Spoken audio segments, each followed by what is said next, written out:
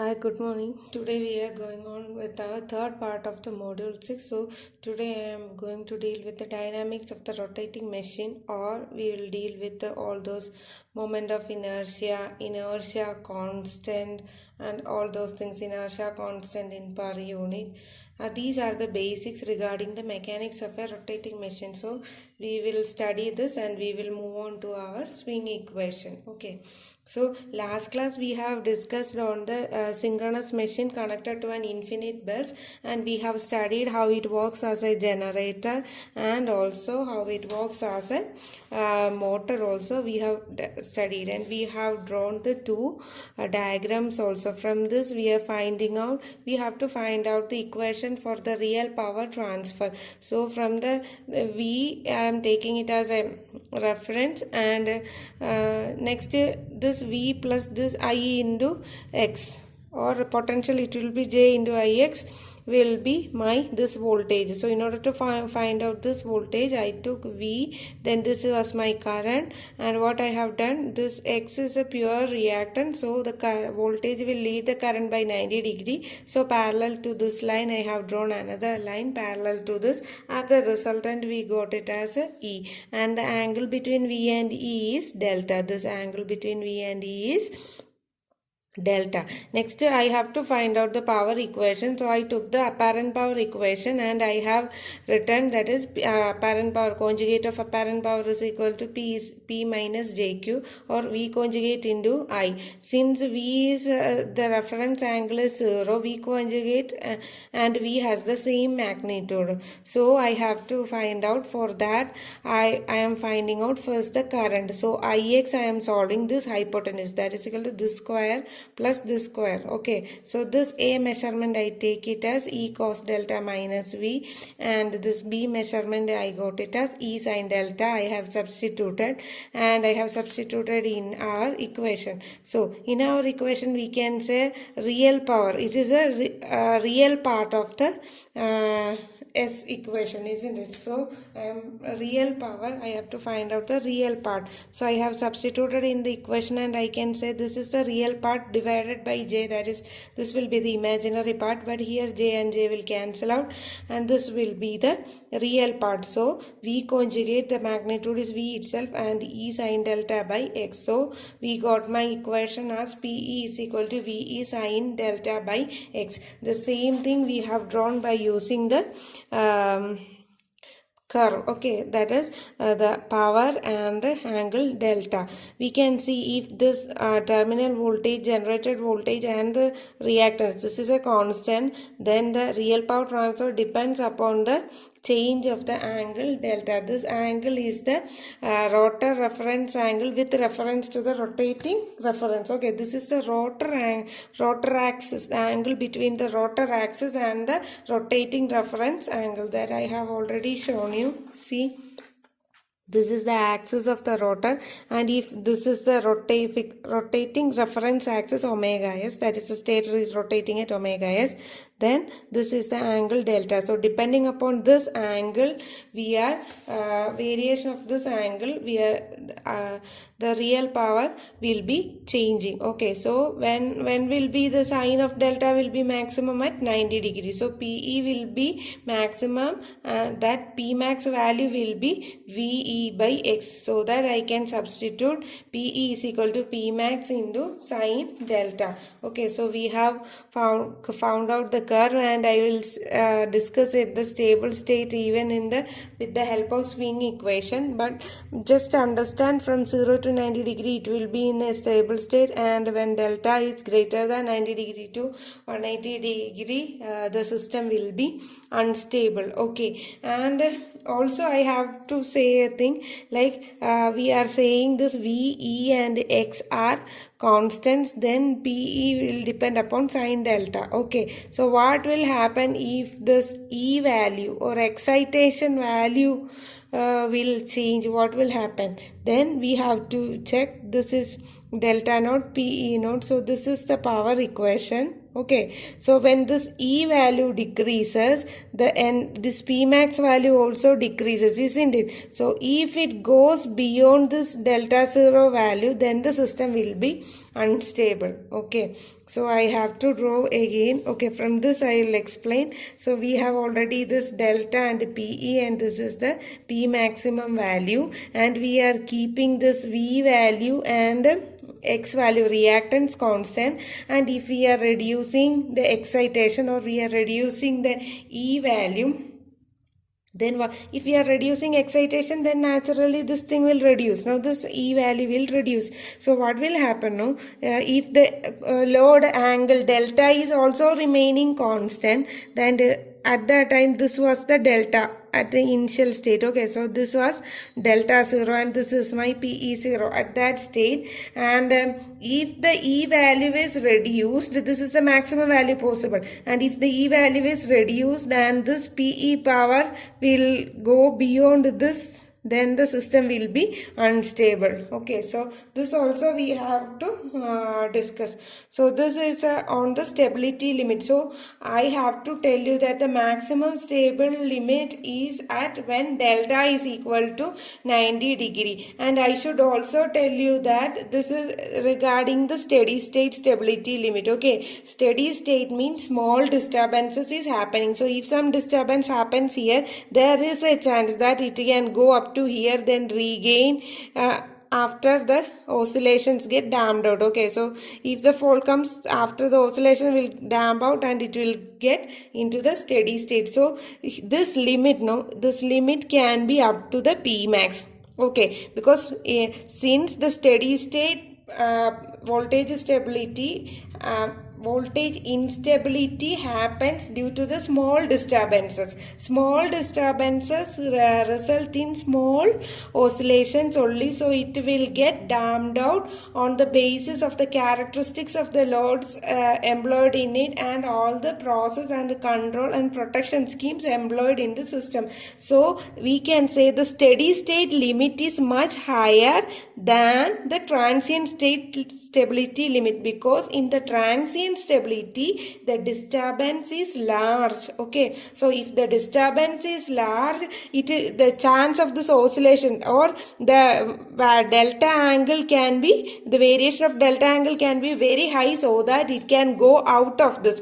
If the oscillations or delta angle go out of this, then the system can't be retained. Okay, so the transient stability limit is very less than the steady state stability limit. That you have to keep in your mind. Okay, and in the last part we have already discussed on what happens when the machine is acting as a motor. Only difference is, instead of this delta, the angle become minus delta, or the current direction is reversed, and while substituting the same, we will get the same equation, that is P is equal to sending end voltage receiving end voltage divided by X into sine delta, or we can say this power change is closely related to the variation of the angle delta or the voltage angle. We can say it is a difference in the voltage angle or node angle.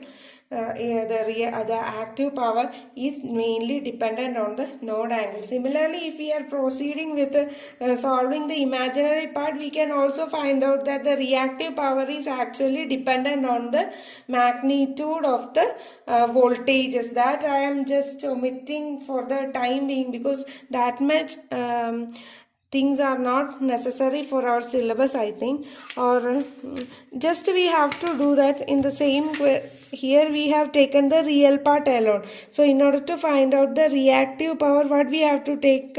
We have to take this part. Okay, so what will happen if we take this part? So I am writing out for the reactive power, that is minus jq. We will be getting V magnitude will be there, and the imaginary part, this minus j will happen, because here this is real part, divided by j, so it will be minus j. So this minus j and minus j will cancel, and we will get q is directly proportional to V into E into cos delta minus V square. okay, by x. Okay, from this we can say it entirely depends upon the magnitude of the voltages, isn't it? So v and v square, so this will be entirely dependent upon the magnitude of the voltages. So how can we, I hope you understood this. So this is real power uh, is directly proportional to the voltage angle. This thing we have already studied in our load flow analysis equations also.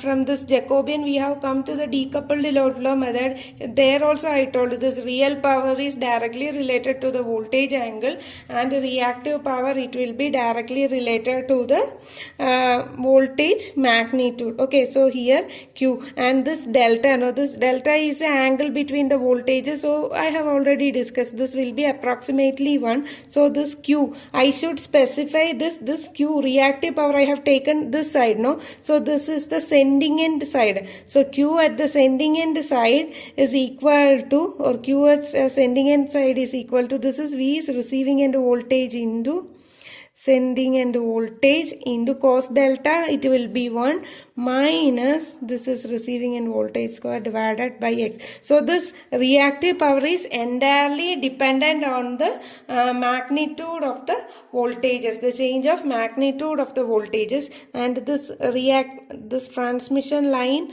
reactance is a constant always, isn't it? So that this also proves that our active power is directly proportional or is dependent on the angle delta, and reactive power is dependent on the changes of the magnitude of the voltage. Okay, so with this I am just stopping on my discussion on our power discussion on our synchronous machine connected to an infinite bus, and I should make you remember that we have already discussed on our power equation, that is PE is equal to EV sine delta divided by x, and this value we call it as P max, and P maximum power change occurs when delta is equal to 90 degree, and this curve we call it as the power transfer curve, we call it as power angle curve, that is it relates the power and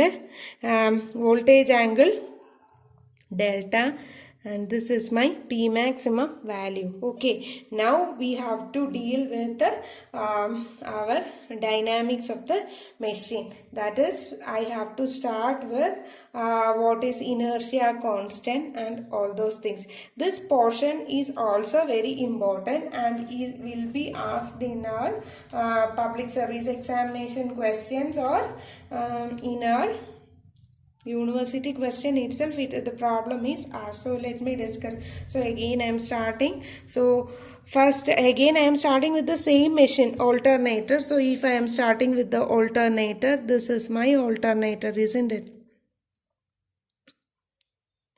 This is my alternator.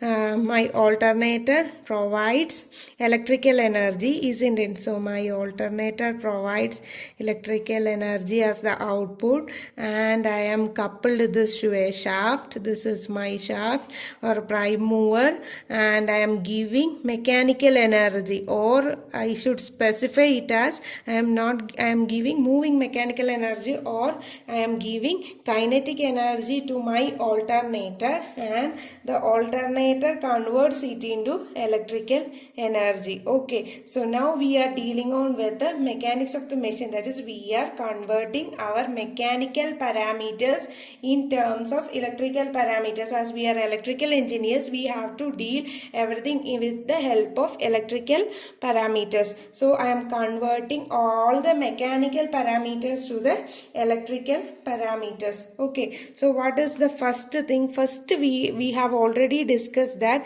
we have two angles, that is electrical angle, that is theta m, that is electrical angle, and also we have theta m is mechanical angle, and we have electrical angle. Okay, for a two pole machine, that is if I am drawing a north pole and a south pole.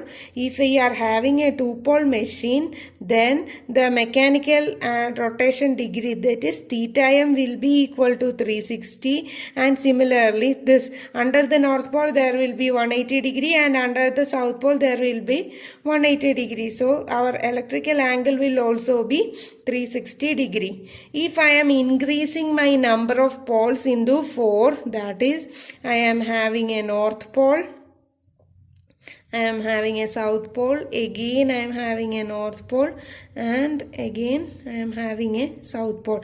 If I am having number of poles as 4, then the mechanical rotation angle remains the same, isn't it? Theta m is still 360 degree or 2 pi, but the electrical angle under the north pole, it will be 180 degree. So 180 plus 180, 360, again 180 plus 180. So the electrical angle will be equal to 720 degree, isn't it? Similarly, if I am using the number of poles, this is 2 set of poles, this is 4. Similarly, if I am using 6 set of poles, my theta m remains the same, but this will be 180 degree into, I'm sorry, my book fell. Okay, so theta e will be, here we are using 3 set of poles, isn't it? So it should be 360 into 3. Okay, so this will be 360 into 3 degree. Into 3 times the degree. Okay, so what is this 360? How can we relate? That is, if the number of poles changes, we also know that the electrical angle varies. So we are taking it with the equation, that is my electrical angle theta e. Theta e is equal to, my mechanical angle is always 360 degrees. So theta m into, we have to give this 3, or here it will be 2, no? 360 into, here it was 2. So we have to relate this 2 and 3. So how will we relate? So this 2 is 2 set of poles. So number of poles we already notate it by capital P. So we can write it as theta E is equal to P by 2 theta M, where theta E is the mechanical, where theta E is the electrical angle, that can be in electrical radians or electrical degree, and P by 2 into this theta M will be equal to mechanical degree or mechanical radian. It can be represented in mechanical degree or mechanical radian. Okay, so we have theta E, that is the angle measurement. But how will we say about the rotor? We have to discuss on the rotor of the machine. Okay, mechanics of the machines. So we have to discuss on the rotor. For that rotor, we are not saying the angle or distance. We are talking in terms of velocity. Okay, so here what will be the velocity? Angular velocity. If the electrical angular velocity, I am writing it as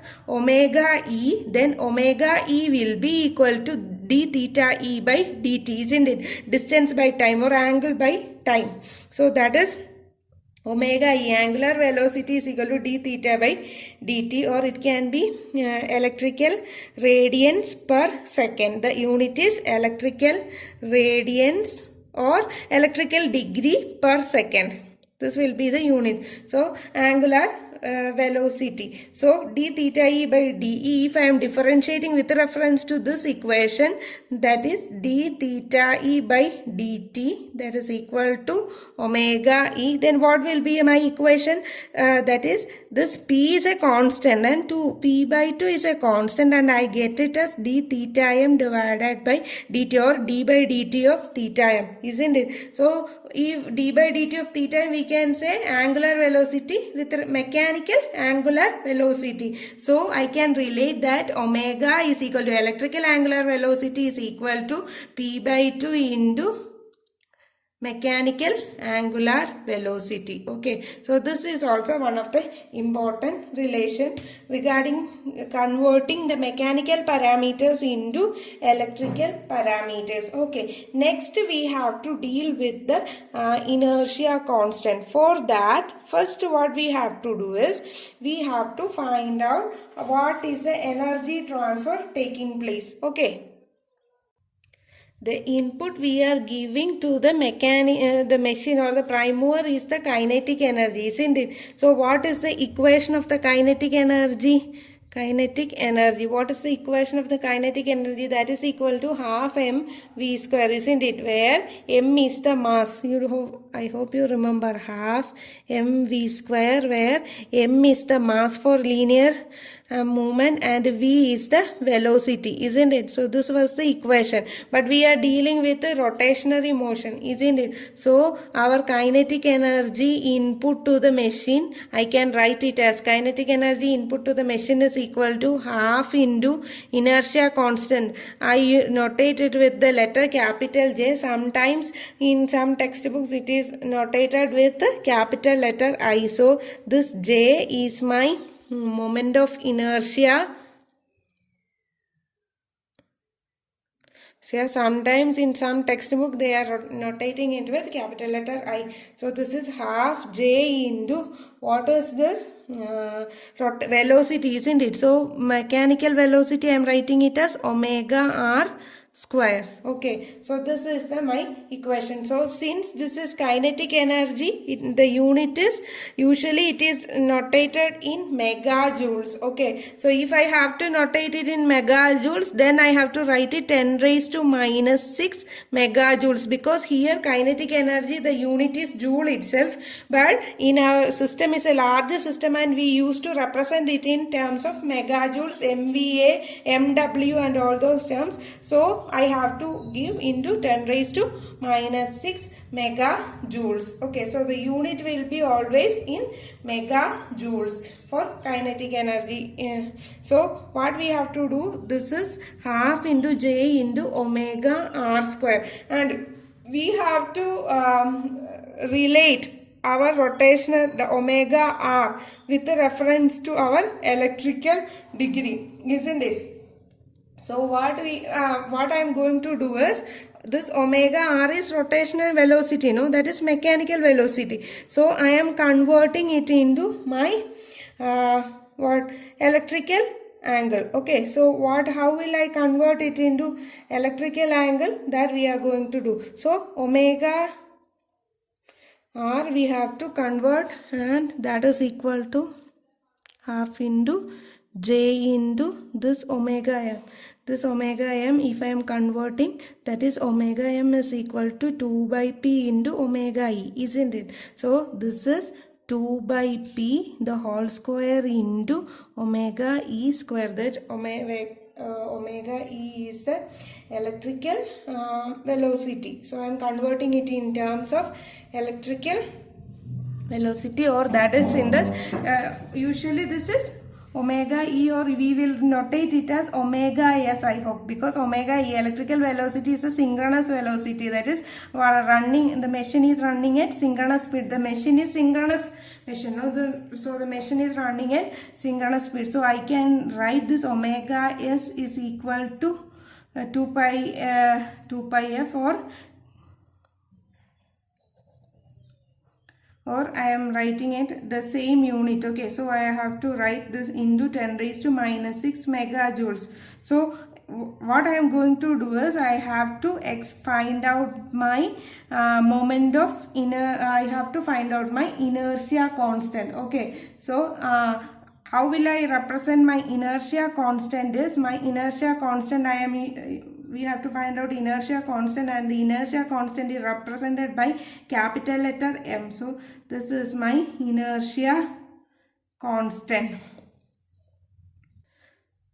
M is the inertia constant, and that is M is the inertia constant at synchronous speed. I should say it should happen at synchronous speed, or I should say, usually we will say mass momentum. Angular momentum is equal to J into omega r. Okay, so here inertia constant, how I will write it as, M is equal to, I should get it as J into omega. Yes, I should write in the form of M is equal to J into omega. Yes, so how will I write it? So I have to keep one omega s outside. So I am writing out my equation, that is equal to half into J into 2 by p the whole square omega s into omega s into 10 raised to minus 6 megajoules. So this thing, okay, this thing we call it as the moment of inertia. Okay, where I can write this as, because it should be angular momentum should be equal to half into j omega, isn't it, omega. So since inertia constant we are taking out at the synchronous speed, I can say it is omega s. Okay, so that is equal to half into, I can write it as my kinetic energy is equal to half into m into omega s, and the unit is, what is it, still it is in megajoules.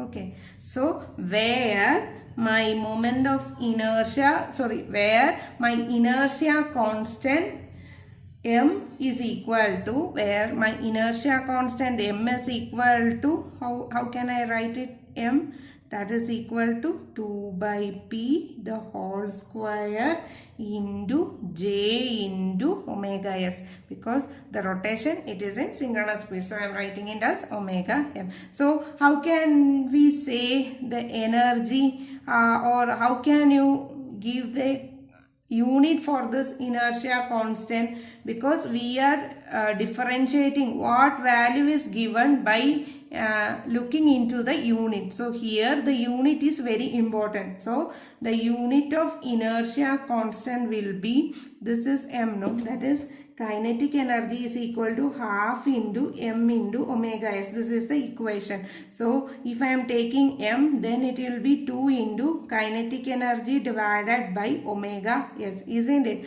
So what is the unit? The unit will be kinetic energy. The unit is megajoule per omega s, that is electrical radian or electrical degree, electrical radian or electrical degree per second, or I can write the my unit as megajoule second per electrical radian or electrical degree. I can write it as megajoule second per electrical degree or electrical radian, depending on the angle we are taking on. Okay, so here we have found out capital letter M, that is the inertia constant of a synchronous machine. Okay, so what is the unit of J? If we are talking about the J, moment of inertia J, what is the unit? So if I am finding out J, from here I should have found out, isn't it, J. When I am talking of the unit of J, then it will be, J will be unit of J. Can I write it here?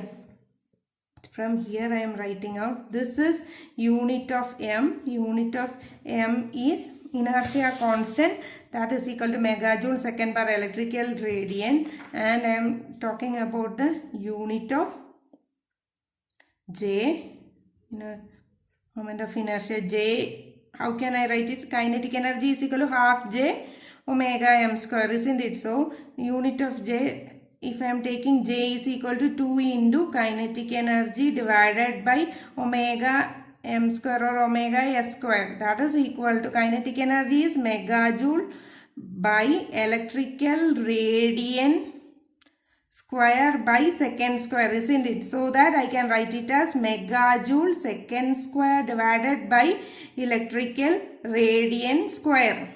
Okay, so if we are getting the unit like this, then they have given the J, moment of inertia, and if the unit is like this, then they are giving the inertia constant. They are giving the value of inertia constant. Again one more unit is there, so we will deal with it. Okay, so again next what we have to discuss is the J, or the moment of inertia of a particular machine. This J depends on the type of the machine we are using. The value of the J depends upon the type of the machine, and also it depends upon the size of the machine. Okay, the value of J will be depending on the type of the machine and the size of the machine. So similar to there is one more inertia constant, or I should say it is a per unit inertia constant. I should say it is per unit value. That is, I have to take the letter H. Okay, capital letter H. per unit inertia constant. So H is the per unit inertia constant. So I will take another paper. Wait.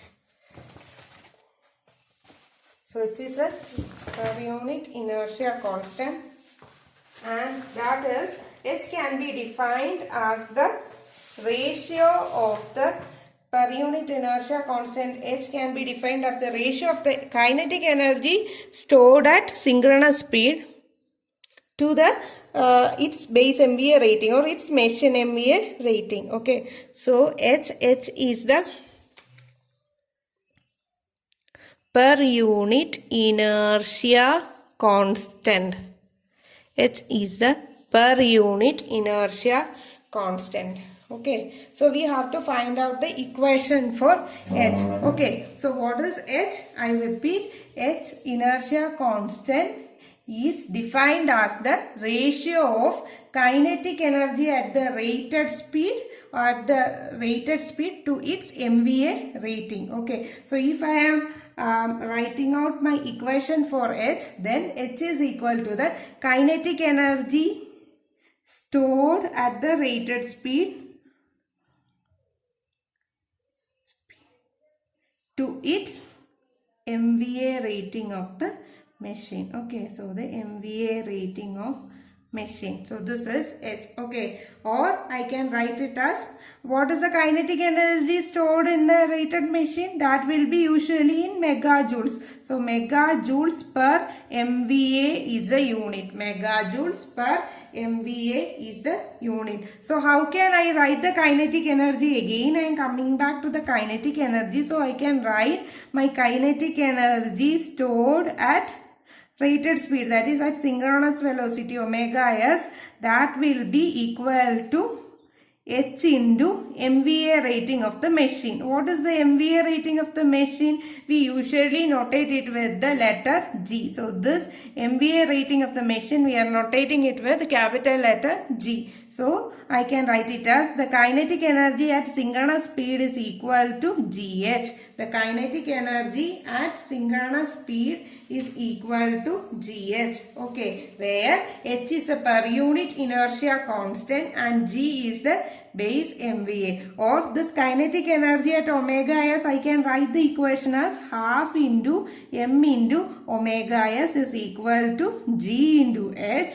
Or I can write my inertia constant M is equal to 2GH divided by omega s. Okay, what is omega s? That is equal to 2 pi f. So I can write it as 2GH divided by 2 pi f. Okay, from this and this will cancel and my equation will be GH by pi f. Okay, if I am writing my equation as GH by pi f, then what is the unit? That GH is equal to kinetic energy, isn't it? So kinetic energy, the unit is kinetic energy, it is megajoules by what is it? Omega s, isn't it? Omega s or pi f. How can we write it as? That is F is the frequency, that is the inverse of the time period, or I can write it as megajoules. Free velocities, angular velocities, and here we are using pi, so it is electrical radian per second, isn't it? Frequency, it is the inverse of time period, so per second, or I can write it as megajoule second per electrical radian. Okay, or if I can write it as GH divided by, instead of pi I can write it as 180 into F, then my unit will be megajoule second per electrical degree. This is the unit. So from the unit we are finding out what is the constant that is given in our question. Okay, so if I am going out to find out, this is my inertia constant. Okay, if I am going on to find out my inertia constant in per unit, that is M per unit, inertia constant in per unit, that will be equal to my inertia constant by the total capacity, that should be in rated MVA. Then my equation will be M by G. what will be my equation? M by G. Then my equation will be here, isn't it? So here, that is M is equal to GH by pi F. So if I am taking M by G, then my equation will be H by pi F, isn't it? So M per unit. M per unit. I have to find out inertia per unit. Then we can find out that is equal to H divided by pi F. Okay. M per unit is equal to H divided by pi F. Or what is the unit of H?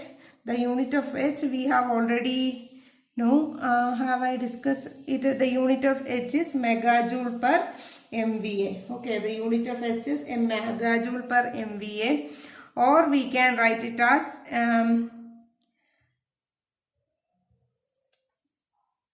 H is equal to I can write it as this is kinetic energy by G, isn't it? Kinetic energy by G. So what is kinetic energy by G is power. So H, one more unit we have to discuss. The first unit is megajoule per MVA, or we have already say H is, I forgot to discuss that. Okay, kinetic energy divided by MVA rating. What is this kinetic energy means? It is the energy. And what is MVA? MVA is power. Okay, what is energy by power? Energy is equal to power into T, isn't it? So energy by power is equal to time T. So if there is one more unit for H, that is second. Okay, if the value is given in seconds, some value is given as seconds, that also means it is per unit inertia constant H. We were given the value per unit inertia constant H. So we are recognizing whether we were given the inertia constant M or per unit inertia constant H by looking into the unit. Okay, the unit of H is megajoule per MVA or second, whereas if we were given in megajoule second per electrical radian, then they were giving the inertia constant. They are giving the value for the inertia constant. Okay, so these are the details of inertia constant, and we have to do problems. Problems have been asked in the university question papers that we will discuss in our next section. Okay, thank you.